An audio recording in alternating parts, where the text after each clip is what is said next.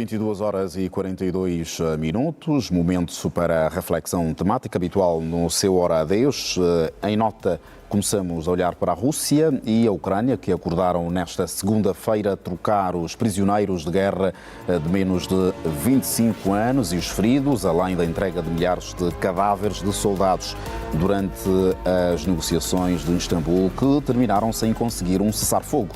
Mais de 3 anos depois da invasão russa, ambos os países mantiveram a segunda ronda de negociações diretas, um dia após a Ucrânia reivindicar um ataque em grande escala em território russo que atingiu até a Sibéria. A Ucrânia propôs à Rússia realizar outro ciclo de diálogo entre 20 e 30 de junho.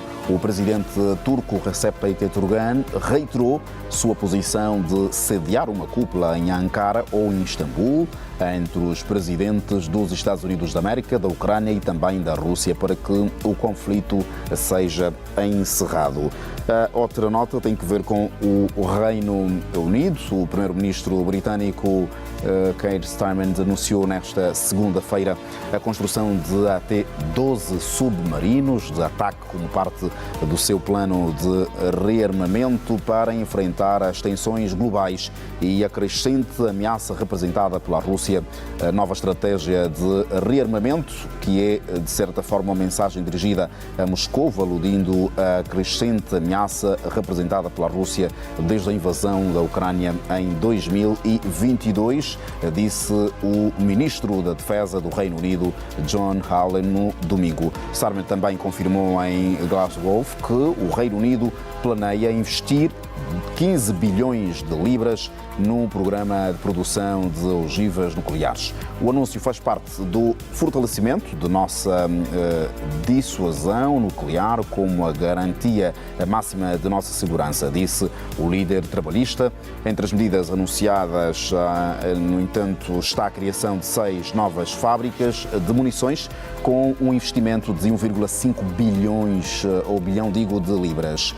Agora, a nota não menos importante, que também vai dominar a reflexão temática, tem que ver com o nacionalista Karol Nawrocki, que venceu a eleição presidencial da Polónia. Segundo os resultados oficiais divulgados nesta segunda-feira, a vitória representa um golpe para o governo pró-europeu do primeiro-ministro Donald Tusk e demonstra a polarização no país, membro da OTAN e também da União Europeia. No entanto, Nawrocki,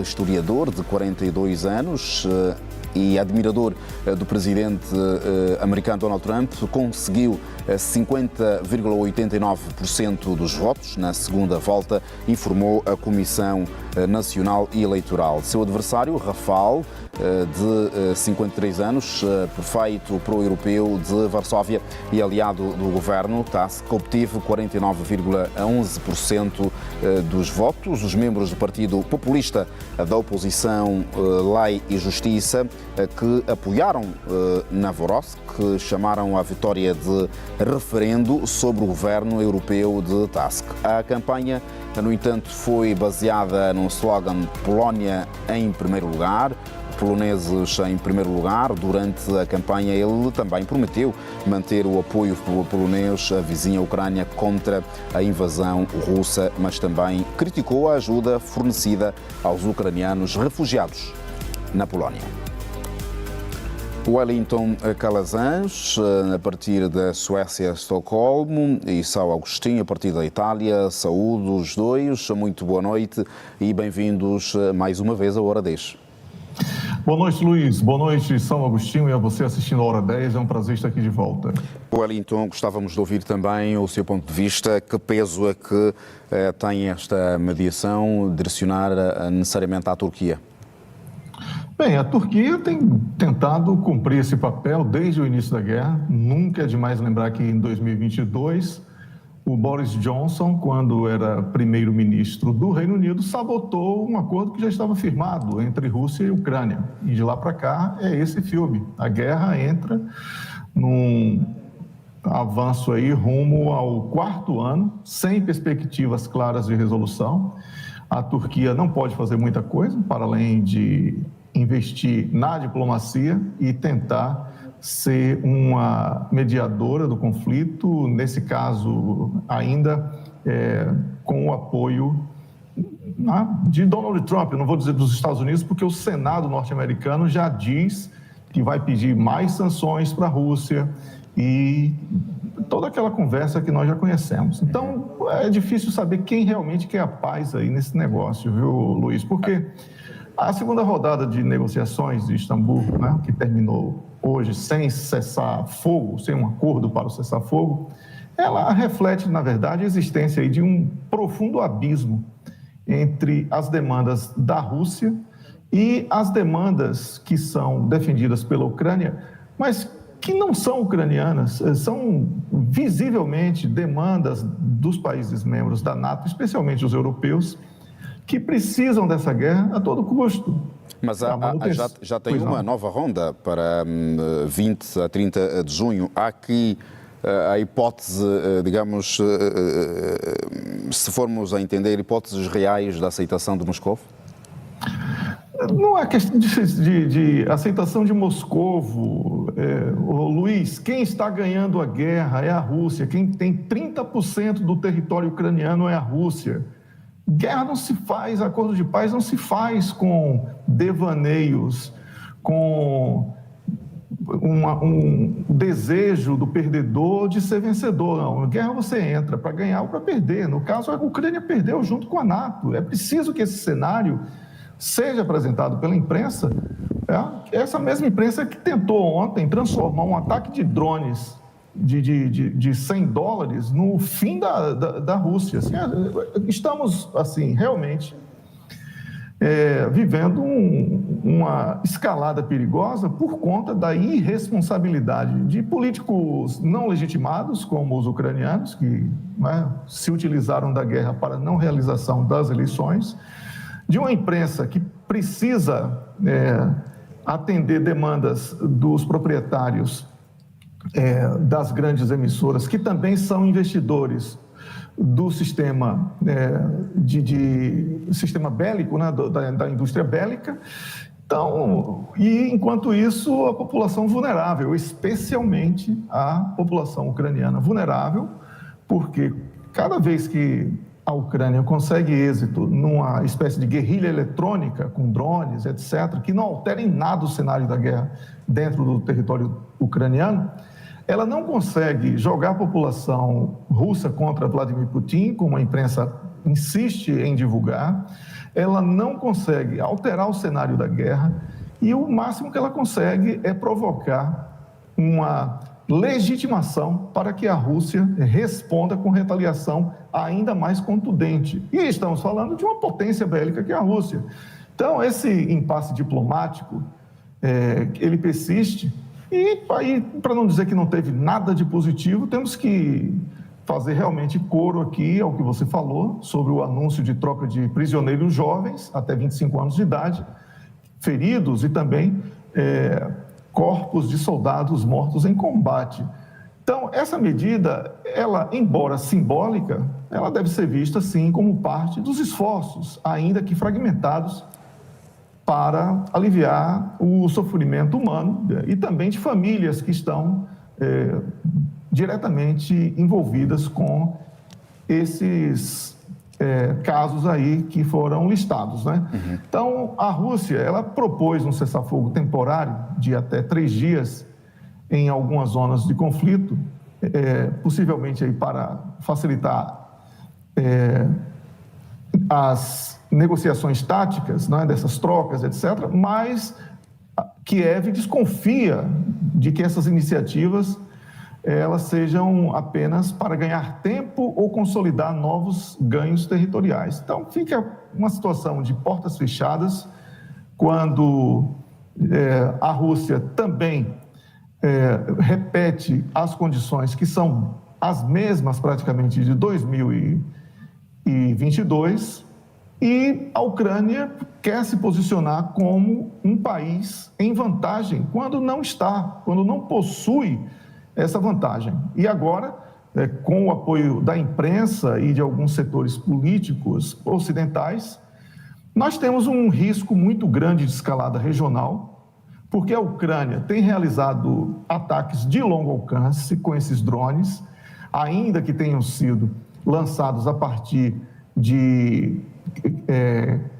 carros camuflados, não é?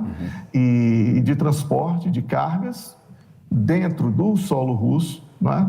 E essa estratégia, ela é municiada pela imprensa como uma grande operação que estaria pondo em risco todo o sistema de defesa aéreo da Rússia.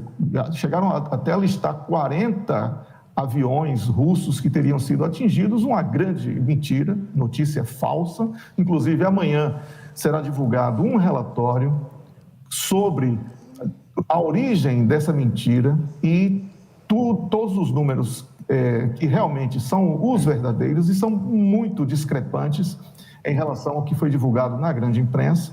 O responsável pelo relatório, inclusive, é brasileiro, um amigo que eu conversei sobre esse relatório, já tenho algumas informações antecipadas, e posso dizer que estamos vivendo uma guerra de propaganda idêntica ao do início dessa guerra. Então, eu não vejo aqui boa vontade dos países da NATO, porque se a imprensa age dessa maneira, é porque os políticos e empresários desses países estão orientando a imprensa a mentir. E vamos ter aqui que ficar sempre rebatendo mentiras, comentando mentiras, lendo mentiras para ter mais trabalho para o nosso público ficar bem informado em oposição ao que é amplamente difundido aqui na Europa, uma completa vergonha. Wellington, vamos passar à outra abordagem temática, mas gostávamos de finalizar este primeiro tópico, a questão que coloquei ao Issao sobre esta troca de prisioneiros jovens. Como diz Maquiavel, os fins justificam os meios. No seu entendimento, acredita que esta troca de prisioneiros jovens pode aqui dar um entendimento de alistamento a menores? Olha, quando eles falaram jovens, eles não falaram menores, né? Eles falaram jovens até 25 anos de idade. Então, certo. Eu não tenho conhecimento da informação sobre menores, até porque seria crime de guerra consumado. Eles, ao admitirem essa troca, os dois estariam internacionalmente em apuros, né? Então, a informação que eu tenho, e de acordo com o que foi difundido na imprensa russa, é de que o acordo engloba jovens entre 18 e 25 anos de idade. É a única informação que eu tenho. Então, não gostaria de aprofundar essa questão de menores, porque eu não fui informado sobre isso. Posso, se for conveniente, para o canal TPA Notícias, voltar amanhã com algum complemento mais preciso sobre isso, depois de uma investigação mais rigorosa. Pois... Gostávamos também de ouvir o parecer, o Wellington, olhando para a reflexão do Issao, há em parte consensos relativamente a esta nova estratégia ou existem vozes críticas? Olha, esse projeto enfrenta obstáculos críticos, porque os custos são elevados, a dependência de componentes estrangeiros e o cenário econômico do Reino Unido é frágil, né? E isso tudo agravado por anos de instabilidade política e o envolvimento não declarado, mas total, na guerra da Ucrânia. Então, só existem dúvidas e vulnerabilidades aí para o Reino Unido, especialmente porque a economia britânica ela está sob pressão, a dívida externa alcançou 10,5 trilhões de dólares em 2024, a dívida pública interna ultrapassou 785 mil milhões ou bilhões de libras, né, no terceiro trimestre do ano passado também. E a taxa de inflação anual do Reino Unido estava prevista para 3,3% e já saltou para 3,5% em abril deste ano, o que reflete aí uma economia que não está com uma boa reação. Então, quando falamos sobre investimento em defesa, nós falamos em custos que não têm retorno imediato para o país que investe, né? Pode gerar, inclusive, algum emprego local, isso é bem verdade, né? Mas como o investimento é muito específico na construção de 12 novos submarinos e 6 fábricas de munições, nós temos aqui, nesse caso específico, dependência quase que completa do Reino Unido para importação de uma série de materiais, e isso encarece muito. Quando encarece, inviabiliza o projeto. Então, mas, Wellington, se formos a olhar para a retórica de Sarmen, no seu ponto de vista, é aqui entendida como uma continuidade da política externa, ou estamos meramente a olhar para uma ruptura estratégica? Olha, o conservadorismo eu vou terminou? aqui vou fazer eco aqui as palavras do colega Issao Agostinho. É uma história repetida, e eu explico agora, dentro da minha ótica, o porquê dessa repetição.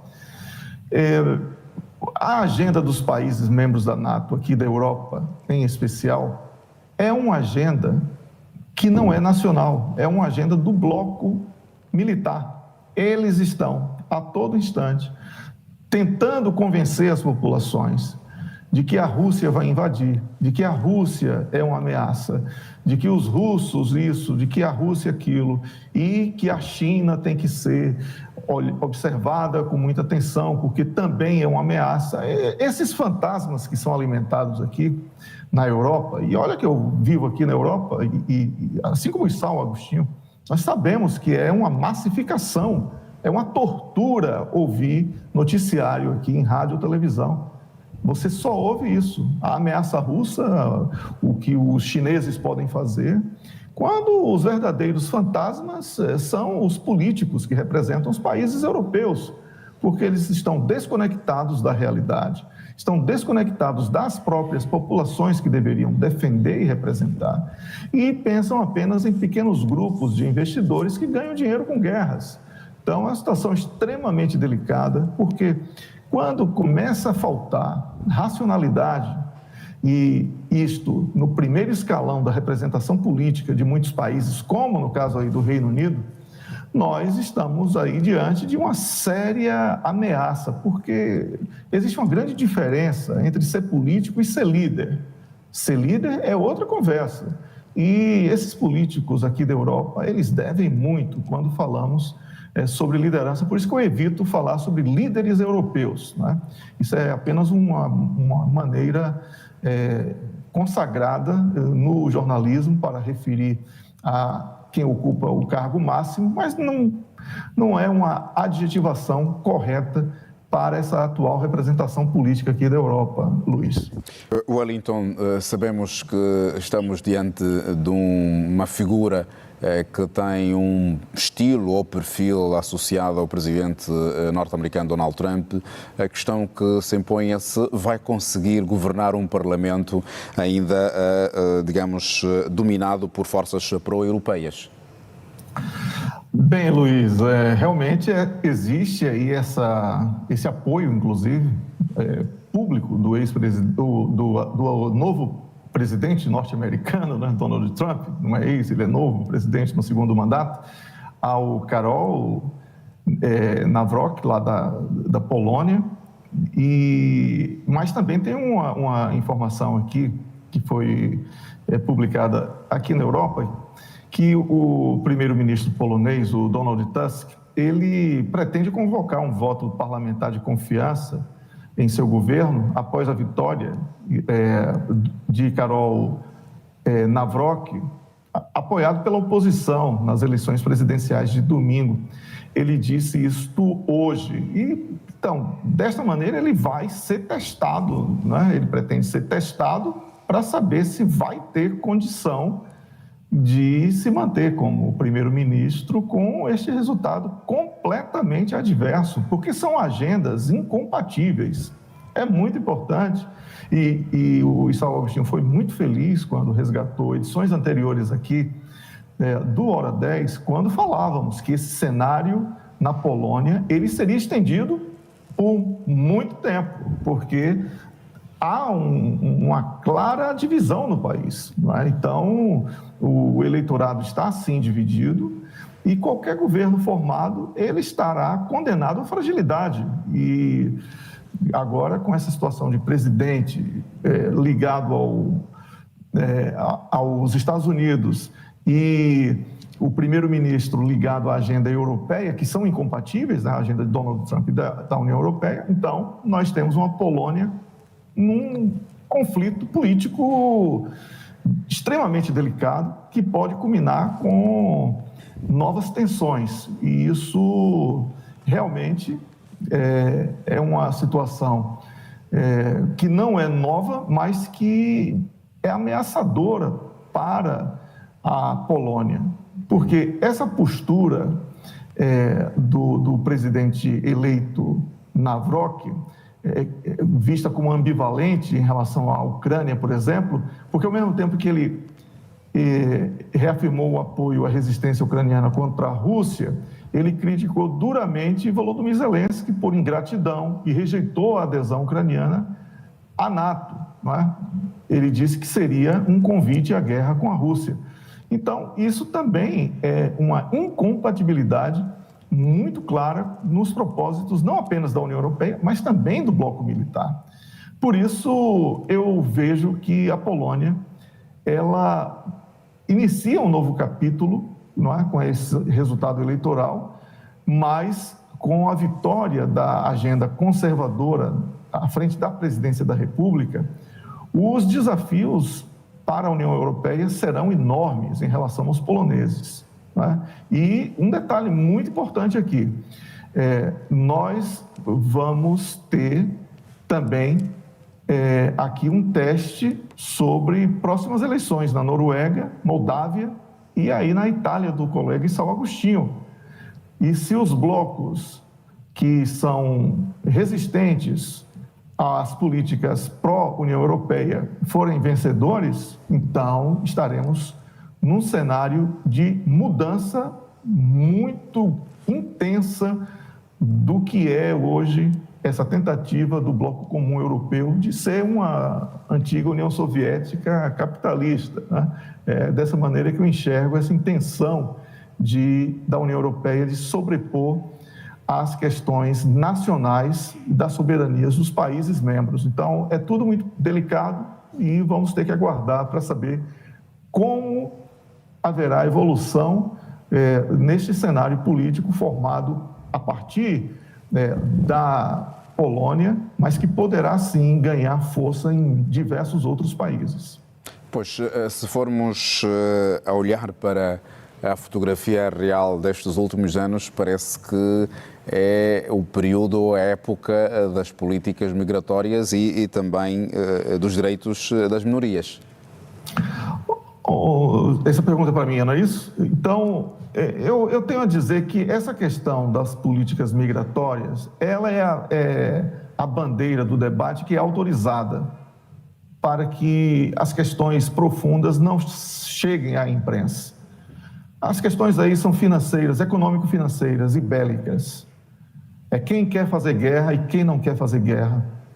Quem quer o desenvolvimento nacional e quem quer ceder a um conjunto de regras de um bloco. É este o verdadeiro debate. Foi por isso que ocorreu o Brexit no Reino Unido e é dessa maneira que eu prevejo que será o fim da União Europeia como bloco comum europeu e os países terão que resgatar as suas políticas nacionalistas e intensificar parcerias bilaterais com outros países, inclusive fora do continente, como temos testemunhado aqui na Hora 10 praticamente todas as semanas.